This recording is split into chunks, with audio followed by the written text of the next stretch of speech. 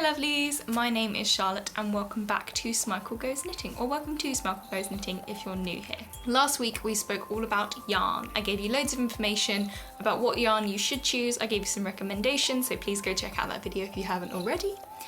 This week we're going to be talking about knitting needles and knitting accessories. So everything that you don't really know what it does, I'll explain that to you this week. It's ready for next week when we cast on and actually start knitting. How exciting! So if you are looking forward to that video, please do subscribe to my channel and click the notification bell. Make sure it's on all so that you don't miss any of my uploads. And if you like this video, please do give it a like. I upload to my YouTube channel every Wednesday, however if you can't wait until Wednesday to see my lovely face, then please do check out my Instagram at SmichaelGoesKnitting, where you can see all the projects I'm working on at the moment. Equally, I stream on Twitch 3 days a week, Monday 6 PM, Tuesday 11 AM and Thursday 6 PM British Summer Time. Come along there, we have a lot of fun, we hang out, I knit, you guys natter. You can make me do a load of different things with loyalty points, you can subscribe, you can just have a lot of fun, and I have a Discord as well that is linked to my Twitch, so if you want to do that, I would really appreciate it if you check it out. I can't wait to hang out with you. Just to let you guys know, I do have a giveaway running on my Twitch, so for more information on how to enter and what the prize will be, do go check out my Twitch, link in the description, and hopefully you guys can win a fun knitted thing. I also have a Patreon, so from £3 a month you can get access to Patreon only exclusive content. You also get access to a Patreon only Discord channel, so you can have better contact with me. You also have loads of different benefits at different tiers, so starting from a thanks at the end of my YouTube channel, all the way up to free patterns before general release. So check that out if you're interested. I do want to give a quick disclaimer before starting the video that all this information that I'm going to be giving to you is information that I found online and compiled together to try and make it make sense. So there may be differing opinions online, but this is kind of the general consensus that I've found to give to you so you don't have to go trawling through the internet to try and find the information. So hopefully this can help, and without further ado, let's get into the video.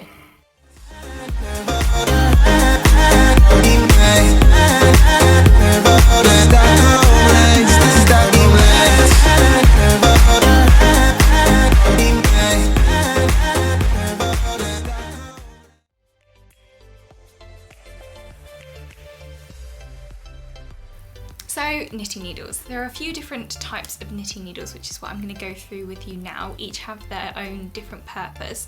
I will say I don't own all the types of knitting needles just because I have one type that I kind of prefer and use for everything. So I will be putting in images to explain what I am talking about. So there are 5 basic types of knitting needles. The first I'm going to talk about are straight needles. So straight needles, they come in packs of 2. Generally, they're what you see on movies or televisions when people are knitting. They're the long straight needles. One end has the needle point, one end has the stopper. Generally, they range from 9 to 14 inches, depending on what project you want to use.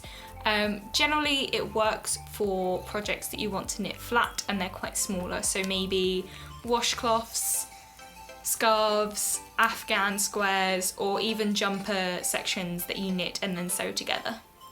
The second type I'm going to talk about are double pointed needles, often abbreviated to DPN. They're called double pointed needles because at each end they have a point, which makes them useful and good for knitting small tubes. So you generally have a pack of 4 or 5 and you knit with 3-4 of them at a time to create a circular tube, such as a sock or the crown of a hat, or even I-cord, which is something I'll discuss in a later video.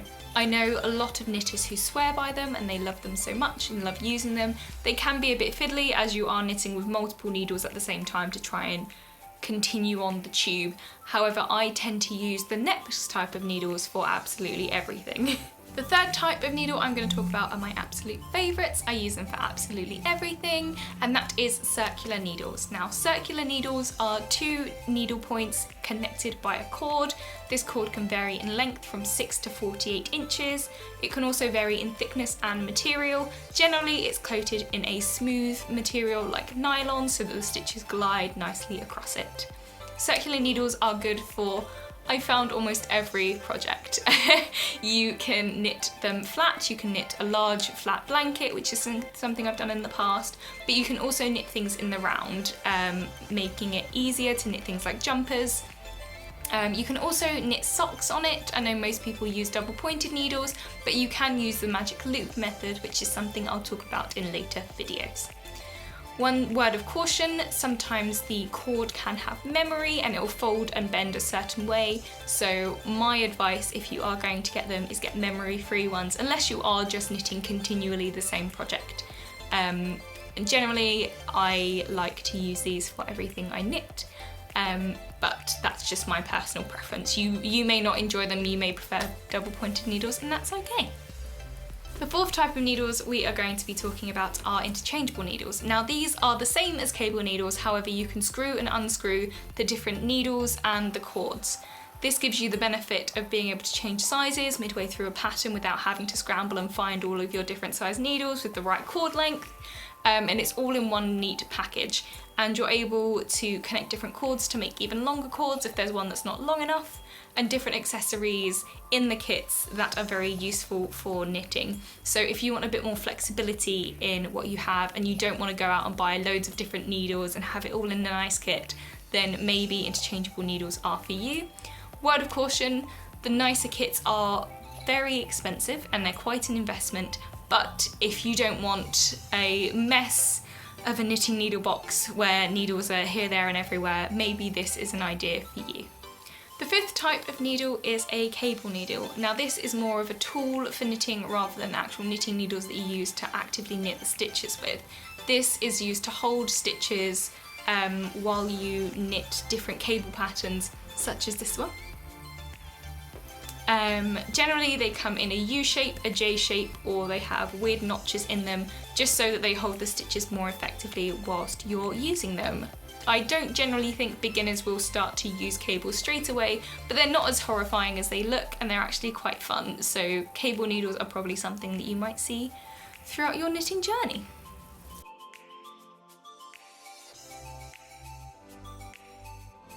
Now we move on to the material of the knitting needle, which is quite important because it kind of determines your knitting experience.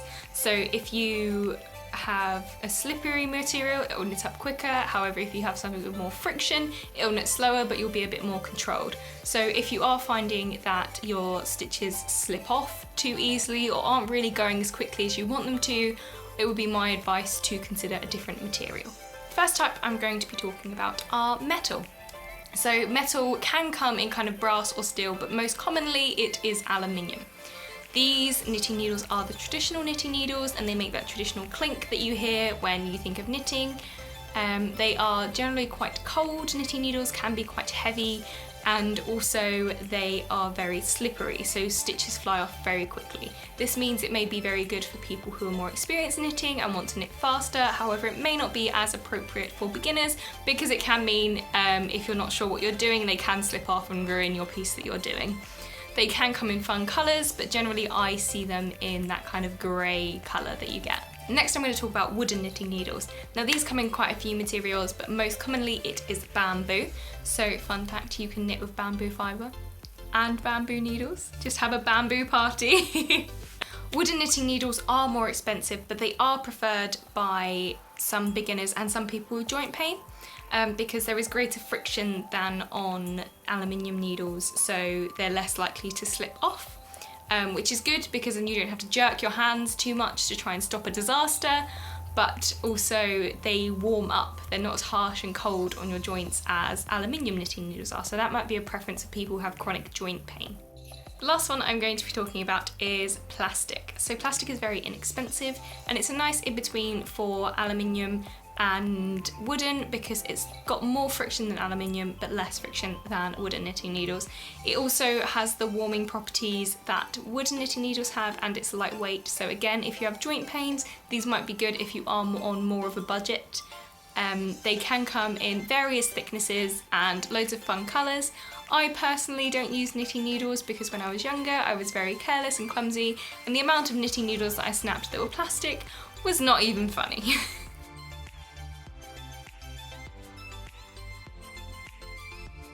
Now moving on to knitting accessories. So there are so many little things that go along with knitting and some things you don't really know what they are, so I'm going to try and explain what they are to you right now. So first we're going to talk about stitch markers. Stitch markers are what you use in patterns where you have to section things off or you have a repeating pattern where you need to keep count. Generally they are either fixed, like a little fixed ring, or they're removable so you can remove them mid knitting. Next we move on to stitch holders. Now stitch holders look like giant safety pins and they are used to hold live stitches that you will be working later, for example on a jumper when you need to hold the stitches at the arm, which will be working later while you continue the body. I don't always use stitch markers, I have a few, but I tend to just use scrap yarn and feed that through just because it is more flexible and you can try it on a bit better rather than having a stitch marker. But on Etsy there are some cute stitch markers which I would encourage you to go check out. Next we move on to yarn bowls. Now I really do like yarn bowls and I really want to invest in a yarn bowl. I haven't yet, there are so many inventive ones on Etsy. However, these are used to make sure that your ball of yarn doesn't go flying everywhere while you're knitting with it, making sure it stays in one place. They have little indents so that your yarn feeds through and so the ball stays within the bowl. I would say go check out some on Etsy, some of them are really funny. Then we move on to stitch counters. These count how many rows that you have done so you don't lose track of where you are in a pattern. You can get some digital ones that you wear on your wrist. You can also get ones that are on the needle and you use them manually and you turn the styles manually. There are quite a few on Etsy, so I would encourage you to check those out. I personally don't use them. I'm quite a fan of pen and paper, so when I do a stitch, I put a line on a piece of paper, but that is quite limiting if I'm in the car or if I'm on a journey somewhere and I have to fiddle about with my paper and then put that back, so it's definitely something to invest in if you're thinking of knitting whilst traveling. Next you have needle stoppers / covers. These are quite useful if you are stopping a project and putting it away for a moment, like I am notorious for doing. I'll have a project that I'm working on and then just go and start working on something new because I'll get so excited about a different pattern. So these you put on the end of the knitting needle to make sure your stitches don't come off. Again, so many invented ones. You can get just plain block colour ones or you can get like fancy designs. Again, check them out on Etsy. There's so many fun ones that you can find for not too much money. Next we move on to yarn rulers. Oh, that's what I call them. They might have a proper name, but I don't know what it is. They're used to check the gauge of your fabric, but also some of them have little holes so you can see what size knitting needles you're using. That's quite useful if you go and buy from the thrift store maybe and they don't say what size they are, you can check what size they are. And generally they have some inscriptions on them to kind of tell you what kind of gauge you're looking for different weights of yarn. Very useful. Again, there's so many on Etsy, I would encourage you to check them out. Next there's this tapestry needle, also sometimes called a darning needle. They can come in different materials. I have a plastic one because I don't trust myself with a metal one. These have a big eye on them and you use that to sew with your yarn. So generally if you're sewing two pieces together or stitching two pieces together of a jumper is what I've used it quite a lot for, or just weaving in the ends. Again, there's a load on Etsy. The next little doohickeys I haven't personally used, but they are pom-pom makers. So you wrap the yarn around them in a certain way, you'll find out if you buy them, and then you cut them and then they are pom-poms. There are quite a few different types of them. The main type is the circular one where you wrap it around each section and then you tie it together, and I'm not 100% sure how they work, but they're quite cute if you want to add bobbles to hats or if you want to add little pom-poms to the corners of blankets I've seen, which is quite cute. I do have a way of doing it without the pom-pom maker, which again I will show you in a later video, but these are quite cute if you're going to be making a lot of pom-poms. I've seen quite a few of those rugs that people make which are all pom-poms, so that might be an idea for you. There are some weird looking scissors that you can find. Generally, I don't use fancy scissors, I just use normal scissors. It's not too important when you're using a tapestry needle because the eye is quite big. It's probably more important for those who do embroidery or cross stitch. There are quite a few accessories in an interchangeable needle set. So one thing that I've found quite useful is the cable end caps. Generally, if I'm working on more than one project at a time and I need those size needles, I can twist those needles off, use them and put the cable end caps on so nothing slips off. Also, if you're traveling or transporting wool anywhere, you can have your work still on the cable without worrying about everything coming undone. There's also the little key which allows you to tighten the needles onto the cable so that it doesn't undo or so it doesn't snag or anything like that. Generally there's a little hole in the cable and you hold the knitting needle. It just makes it easier to twist together, but you don't need to worry about that if you don't have an interchangeable needle set. These are called knitting bobbins, and you wrap wool around them, and there's a little slots that you hold the wool in so it doesn't unwrap. These are useful for colour work, generally colour work that has worked in big blocks and you have multiple different colours, and they don't come undone because they're already secured. They come in plastic, card and wood. I'm sure you can find other ones, but these are the ones that I've found. Again, there's loads on Etsy.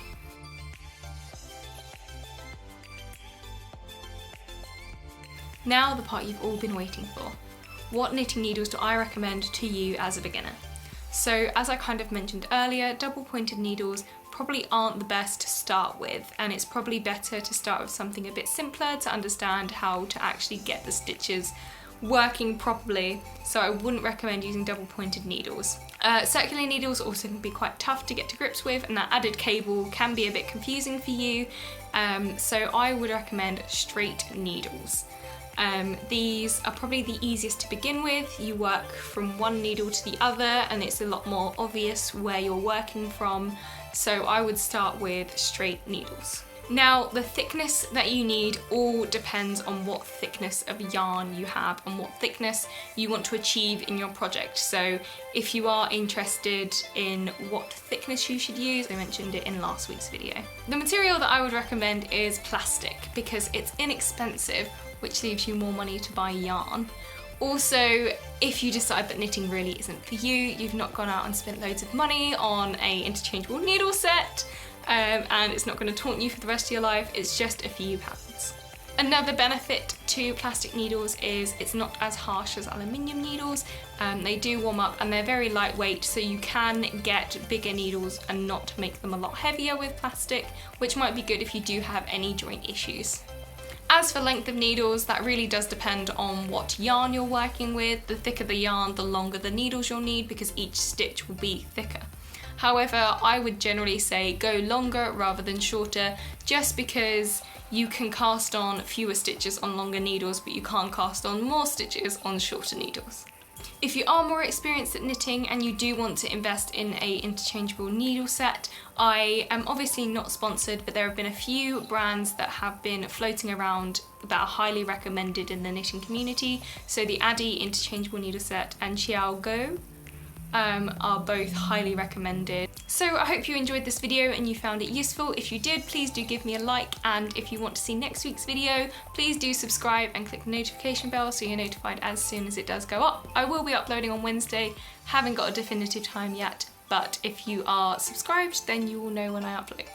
As I mentioned before, I am on Twitch 3 days a week, Monday 6 PM, Tuesday 11 AM and Thursday 6 PM British Summer Time. Please do come out, hang out with me there. If you have any questions, I'm more than happy to answer them. If you just want to hang out and have some fun, we've got such a good community going on, so it'd be great to have you there. I also have my Instagram, which I upload whenever I'm working on a project, so you can see what I'm working on behind the scenes. As I mentioned before, I do have a Patreon, and from £3 you can get benefits all the way from recognition from me to video calls with me, with Knit and Natters, up to free patterns before general release. So if you're interested in any of that, please do go check that out, link is in the description. I hope you did enjoy this video, and hopefully I will be seeing you soon. Stay wholesome!